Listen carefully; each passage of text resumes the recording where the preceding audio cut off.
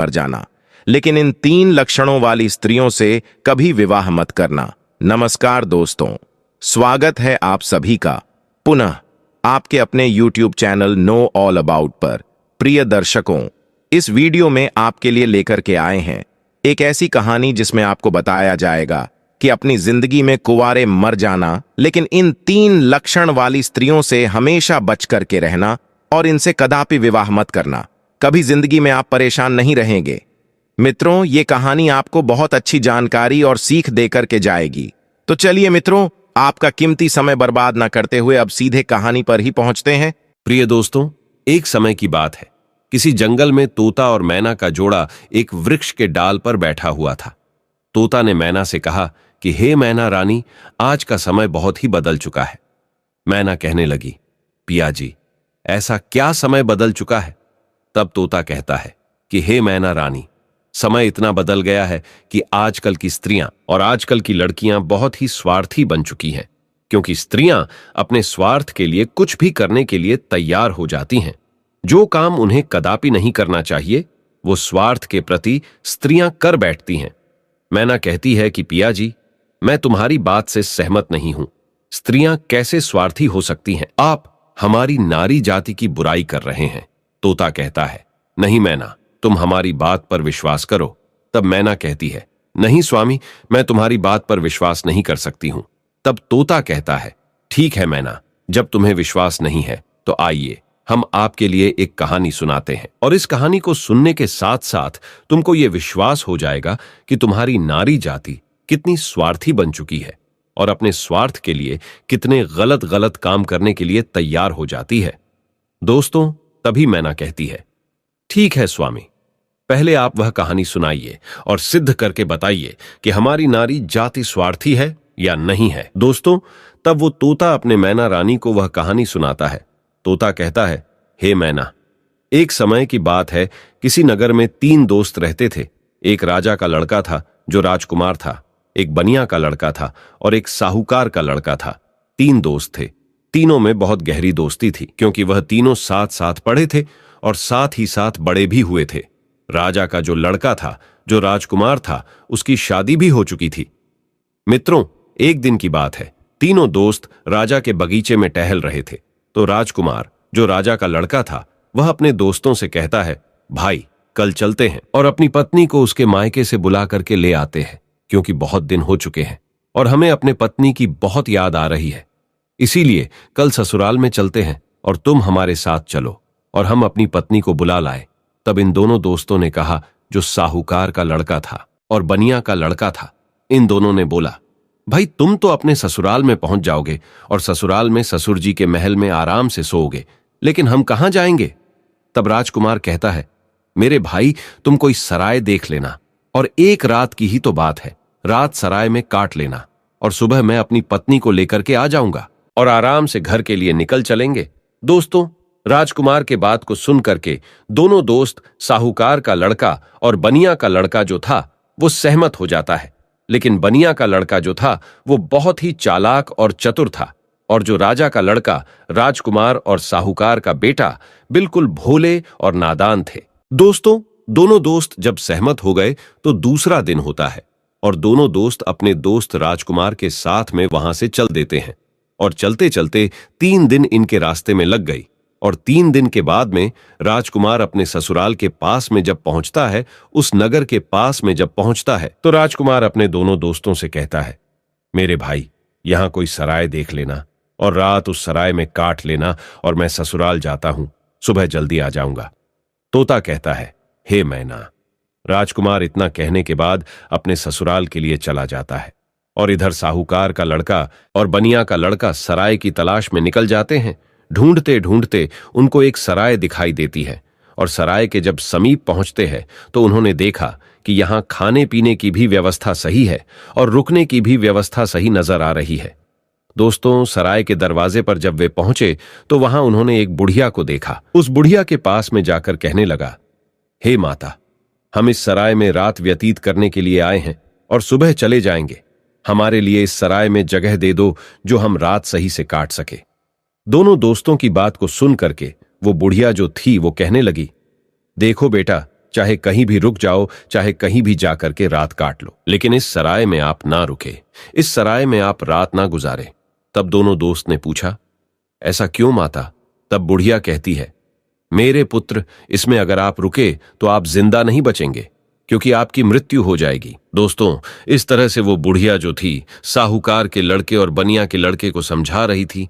तब तक एक बहुत सुंदर लड़की, एक बहुत सुंदर युवती दरवाजे के भीतर उस साहूकार के लड़के को दिखाई दे जाती है। साहूकार के लड़का ने जब उस सुंदर युवती को देखा तब वो उस पर मोहित हो गया और उसके साथ रात में रुकने के लिए वो तैयार था। उतावला हो रहा था कि किसी न किसी तरीके से हम इसके साथ रात गुजार लें। मित्रों, इधर वो बुढ़िया समझाती रही, लेकिन साहूकार का लड़का नहीं माना। साहूकार का लड़का जो था वो अपने दोस्त से कहता हुआ चला गया कि दोस्त, तुझे कहीं जगह मिल जाए तो तू रुक लेना, पर हम तो इसके साथ में ही रुकेंगे। दोस्तों, इतना कहने के बाद में वो साहूकार का लड़का जो था उस सुंदर युवती के साथ में रुकने के लिए वो अंदर चला गया। और जो सराय में एक हॉल टाइप का रूम, यानी हॉल जैसा एक कमरा था, वो बहुत गहरा और लंबा था। उसमें वो सुंदर युवती के साथ में साहूकार का बेटा चला जाता है। दोस्तों, इधर रात हो चुकी थी और सोने का भी वक्त कुछ समय में होने वाला था। दोस्तों, वो तोता मैना से कहता है, इधर साहूकार का लड़का उस सुंदर युवती के साथ में सराय के अंदर चला गया, लेकिन बनिया का लड़का बाहर रह गया, जो बहुत ही चालाक था, वह चतुर था और समझदार था। बनिया का लड़का ने उसे रोका भी, लेकिन वो नहीं माना। अब दोस्तों, बनिया का लड़का जो था वो बुढ़िया के पास फिर से पहुंचता है और कहता है, हे बूढ़ी माता, मैं आपकी बात को समझा नहीं। आपने कहा कि इस सराय में जो रुकेगा उसकी मृत्यु हो जाएगी और वह सुबह जिंदा लौट करके नहीं आएगा। इसका क्या कारण है? बताने की कृपा करें। मित्रों, तब वो बुढ़िया कहती है, बेटा, तुम उसे रोक रहे थे, लेकिन तुम्हारा दोस्त नहीं माना। मुझे डर है कि वो सुबह आपको जिंदा नहीं मिलेगा। बनिया का लड़का कहने लगा, वही तो मैं आपसे जानना चाहता हूं, माता, बात क्या है? खुल करके बताओ। तब बुढ़िया ने कहा, बेटा, ये जो सुंदर युवती आपके दोस्त ने देखी, जिसके साथ में वह अंदर चला गया, ये सुंदर युवती जो है ये एक वैश्य है और नागिन है। ये रात में अपना रूप बदल लेती है और जिसके साथ ये रात में रुकती है उसी को डस लेती है और उसको मार देती है। इसलिए हमको डर है, क्योंकि जो भी गया वो जिंदा लौट करके नहीं आया। तोता मैना से कहता है। बनिया का लड़का ये सुन करके घबरा गया और कहने लगा, हे बूढ़ी माता, हमें कोई रास्ता बताओ जिससे हम अपने दोस्त की जान बचा सके। तो बुढ़िया कहती है कि बेटा, मैं तुम्हें एक तलवार देती हूं और अगर तुम उस नागिन का वध कर सको तभी तुम्हारा दोस्त बच पाएगा। बनिया का लड़का समझदार और चतुर था, वो तैयार हो गया और कहने लगा, माता, लाइए तलवार, मैं अपने दोस्त का जान जरूर बचाऊंगा, चाहे हमारी जान ही क्यों ना चली जाए। मित्रों, बुढ़िया बनिया के लड़के को तलवार देती है और वो चुपके से सराय के अंदर घुस जाता है और जहां उसका दोस्त साहूकार का बेटा उस वैश्य के साथ में लेटा हुआ था, वही पास में एक कोने में जाकर के बैठ जाता है और इंतजार करने लगता है कि कब ये नागिन का रूप धारण करे और हम इसको मारे। दोस्तों, आधी रात का समय होने वाला था और तभी वह सुंदर युवती जो नागिन थी वह अपना रूप बदलती है और जैसे ही साहूकार के लड़के को काटने वाली होती है तो उसका दोस्त बनिया तलवार लिए तो बैठा ही था, एकदम से उसने तलवार चलाई और उस नागिन का वध कर दिया और वो सुंदर युवती मर गई। दोस्तों, इस तरीके से उसने अपने दोस्त की जान बचाई और उस मरी हुई नागिन को पलंग के नीचे रख दिया एवं छिपा दिया। दोस्तों, तब तोता मैना से कहता है, वो बनिया का लड़का जो था इतना काम करने के बाद, अपने दोस्त की जान बचाने के बाद सराय से बाहर निकल आता है और जब बाहर निकल आया तो उसने क्या देखा कि एक सुंदर स्त्री जो है वह जंगल की तरफ जा रही है। उसने देखा और विचार किया कि यह सुंदर स्त्री जंगल में इतनी रात में कहां जा रही है। हमें देखना चाहिए, इसके पीछे पीछे जाना चाहिए और ये जानकारी लेना चाहिए कि ये जा कहां रही है। वो बनिया का लड़का जिसके हाथ में तलवार था, जिसने नागिन का वध किया था, वो उस सुंदर स्त्री के पीछे चल देता है और वो बनिया का लड़का सोचता जा रहा है कि देखे ये कहां जा रही। वो स्त्री चलती चली गई और जंगल में एक साधु का आश्रम था और वो स्त्री साधु के आश्रम पर पहुंच गई और जाकर के उसने साधु से मुलाकात की और वो सारा नजारा बनिया का लड़का दूर से ही देख रहा था। जब उसका जाने का समय हुआ तो साधु से मिलने के बाद फिर वो सुंदर स्त्री हाथ जोड़ करके कहने लगी, आज आपसे मेरी आखिरी मुलाकात है। साधु कहने लगा, वो क्यों? तो वो सुंदर स्त्री जवाब देती है, हमारे पति हमें लेने के लिए आए हैं और अभी हमारे घर पर ठहरे हुए हैं। कल मैं अपने पति के साथ ससुराल चली जाऊंगी। आज के बाद फिर मैं आपसे मिलने के लिए नहीं आ पाऊंगी। तब वो साधु कहने लगा, रोजाना तो हमारे पास आती थी, लेकिन अब हमें धोखा देकर के जा रही हो और कह रही हो कि अपने पति के साथ जा रही हो। तब वो सुंदर स्त्री जवाब देती है, हां, मेरा पति मेरे घर पर ठहरा हुआ है और कल मैं ससुराल चली जाऊंगी। हमें माफ करना, अब मैं आज के बाद तुम्हारे पास मिलने नहीं आऊंगी। दोस्तों, उस सुंदर स्त्री के बात को सुनकर साधु को गुस्सा आ जाता है और साधु जो है गुस्सा में उसकी नाक काट देता है। और जब उसकी नाक कट जाती है तो उसे पीड़ा होती है और वो पीड़ा को सहन करती हुई चिल्लाती हुई अपने घर के लिए भाग खड़ी होती है। इधर दोस्तों, वो बनिया का लड़का सारी बातें सुन रहा था और ये नजारा देख रहा था। उस बनिया के लड़का को बहुत गुस्सा आ गया और उसने गुस्से में साधु को मार दिया, उसकी हत्या कर दी और उसको मार करके वहां से तुरंत वे चल देता है और आगे चल करके एक मंदिर था और उसी मंदिर में जाकर के छिप कर भीतर बैठ गया। अब वो सोचता है कि हे प्रभु, इस दुनिया में हो क्या रहा है। अब इधर जो वो बनिया का लड़का मंदिर के अंदर बेचारा चुपचाप बैठा हुआ था, वहां पर कुछ चोर आते हैं और चोर मंदिर के बाहर से हाथ जोड़ करके कहता है, हे देवी मां, हम चोरी करने के लिए जा रहे हैं और अगर ये हमारी चोरी आसानी से हो जाए और हम ना पकड़े गए तो कल हम तुम्हारे पास तुम्हारे लिए राजा के लड़की को लाएंगे और उसकी बलि चढ़ाएंगे।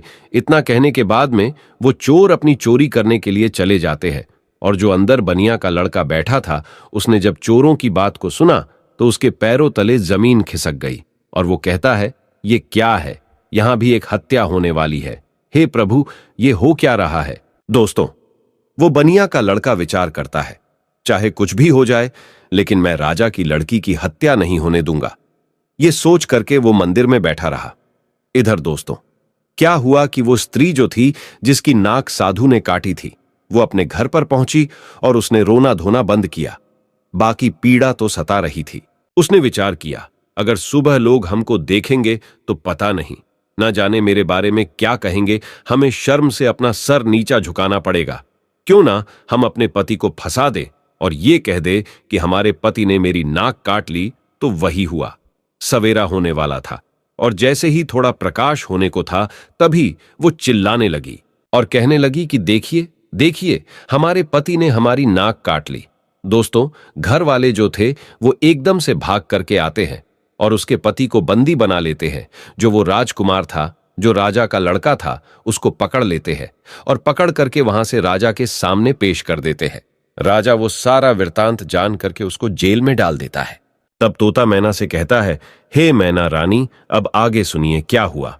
इधर पूरा दिन व्यतीत हो गया। उसका दोस्त जो बनिया था, उसने पूरा दिन इधर उधर बैठ करके काट लिया और जब रात हो गई तब उसी मंदिर में जाकर के वे छिप करके बैठ गया, क्योंकि उसे मालूम था कि ये चोर राजा के लड़की को पकड़ करके जरूर लाएंगे, उसकी हत्या जरूर करेंगे, लेकिन मैं उसकी हत्या नहीं होने दूंगा।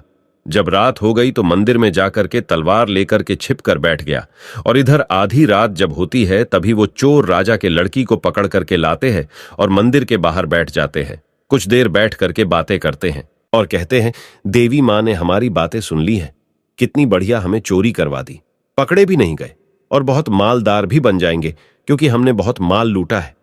इस तरीके की बातें कुछ देर करते रहे। फिर उनमें से एक बोला, देख भाई, अब उस लड़की को जल्दी ले जा और देवी मां के सामने उसका सिर काट देना और उसकी बलि चढ़ा देना। तो दोस्तों, उन चोरों में से एक चोर जो था वो राजा के लड़की को पकड़ करके अंदर मंदिर में प्रवेश करता है और देवी मां की जहां पर मूर्ति थी वहां पर ले जाता है और उस लड़की का सिर काटने के लिए जैसे ही वो चोर जाता है तो बनिया का लड़का तो वहां तैयार ही बैठा हुआ था और वो चोर राजा के लड़की का सिर नहीं काट पाया, उसकी बलि नहीं चढ़ा पाया, क्योंकि उससे पहले ही बनिया के लड़का ने उस चोर को मार दिया और चोर को मार करके उसकी लाश को एक बगल में रख दिया। इधर दोस्तों, उन चोरों में से एक चोर कहता है, देख भाई, वो हमारा एक साथी गया है, वो लौट करके नहीं आया है। अरे तू जा और देख करके आ कि उसने बलि चढ़ा पाई या नहीं चढ़ा पाई।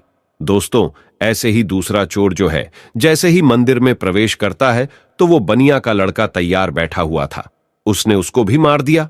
कहने का मतलब यह है कि इसी तरीके से उस बनिया के लड़के ने जितने भी चोर थे सारे चोरों को मार दिया और उस राजा की लड़की की रक्षा की।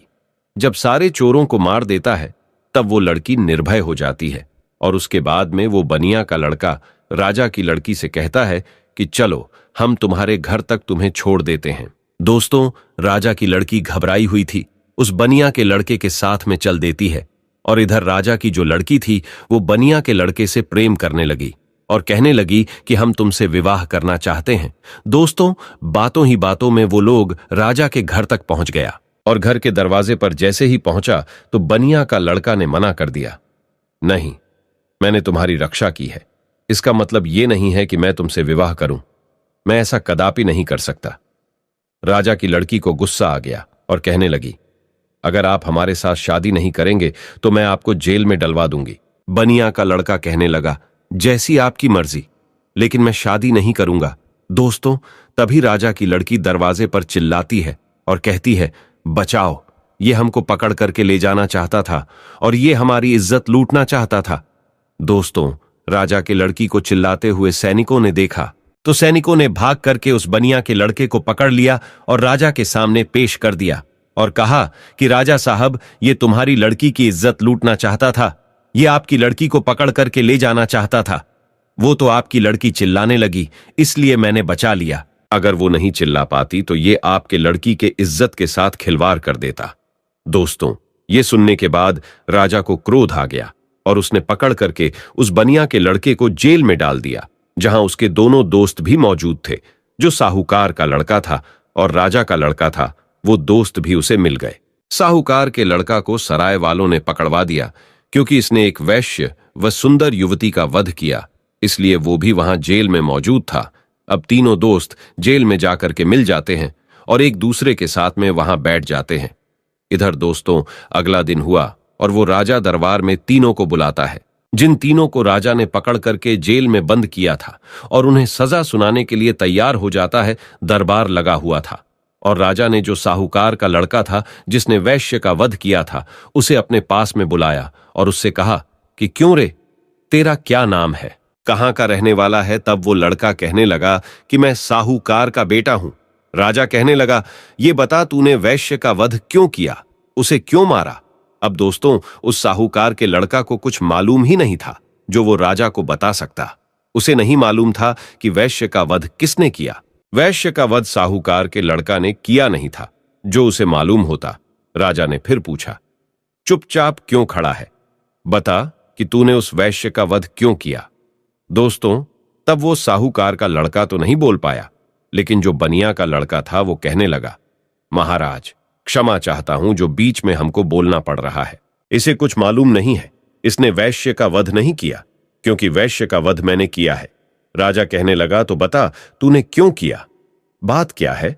तब दोस्तों, वो बनिया का लड़का कहता है, हे महाराज, हम अपने दोस्त के साथ में, इसी साहूकार के लड़का के साथ में सराय में रुकने के लिए एक रात गुजारने के लिए गए थे और एक बूढ़ी मां ने मना किया था, इसके अंदर नहीं रुको, क्योंकि जो रुकेगा वो सुबह जिंदा नहीं बचेगा।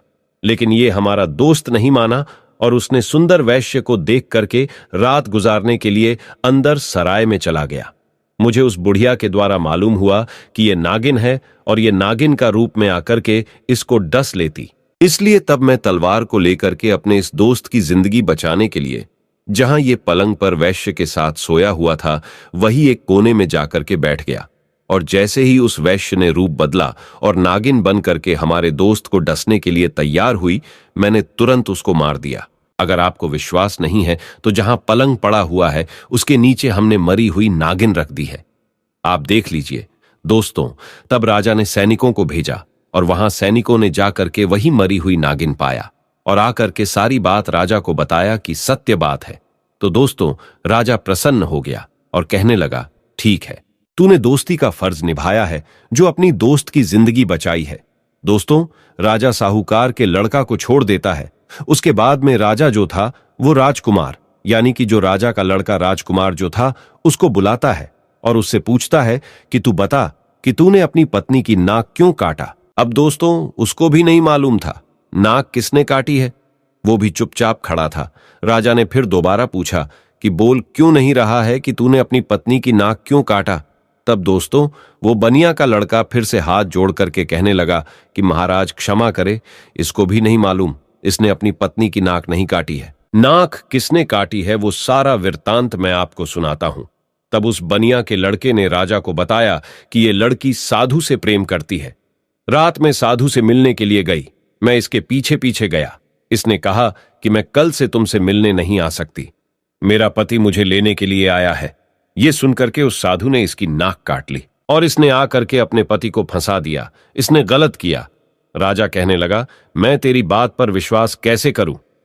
तब उस बनिया के लड़के ने कहा, महाराज सैनिकों को भेजिए जहां उस साधु का आश्रम है। देख लीजिए कि मैंने साधु का वध कर दिया है।